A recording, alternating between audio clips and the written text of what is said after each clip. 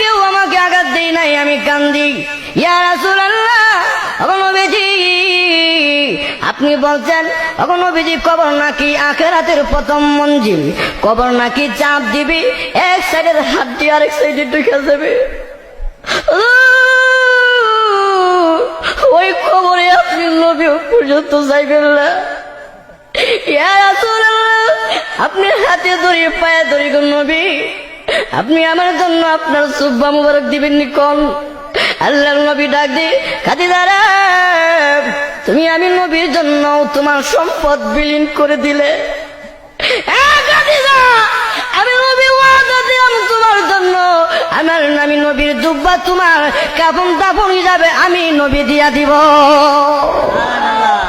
আমার নবী 2 নাম্বার শর্ত হলো, নবীজি আপনি আমাকে কাফন দাফন করে কবর রাইখা আপনি নবী